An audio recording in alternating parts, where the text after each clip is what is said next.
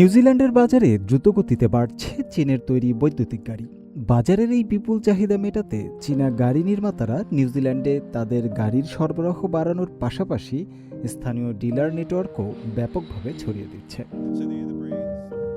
সম্প্রতি মধ্যপ্রাচ্যে চলমান সংঘাতের কারণে নিউজিল্যান্ডে জ্বালানি তেলের দাম বেড়েছে প্রায় 50%। তেলের এই আকাশচুম্বী দাম মূলত সাধারণ মানুষকে পরিবেশবান্ধব ও সাশ্রয়ী নিউ এনার্জি গাড়ির দিকে ঝুঁকতে বাধ্য করছে।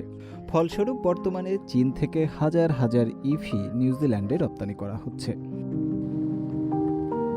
নিউজিল্যান্ডের বৃহত্তম শহর অকল্যান্ডে সম্প্রতি চীনা গাড়ি নির্মাতা প্রতিষ্ঠান বিওয়াইডির গাড়ি বিক্রির ধুম পড়েছে। স্থানীয় বিওয়াইডি পরিবেশক ওয়ারেন উইলমোট বাজারের এই পরিস্থিতি বর্ণনা করতে গিয়ে বলেন, শুরুর দিকে তাদের এখানে ক্রেতারা উপচে পড়েছিল। এটি ছিল ঠিক সুনামির তরঙ্গের মতো। ইভি কেনার জন্য ক্রেতারা হুমড়ি খেয়ে পড়ছিলেন। বর্তমানে সেই উন্মাদনা কিছুটা কমলেও ভবিষ্যৎ গাড়ির বাজার নিয়ে মানুষের চিন্তাভাবনা পুরোপুরি বদলে গেছে। নিউজিল্যান্ডের বাজারে আসার মাত্র 4 বছরের মধ্যে বিওয়াইডি সেখানে 15টি শোরুম সহ একটি বিশাল ডিলার নেটওয়ার্ক গড়ে তুলেছে।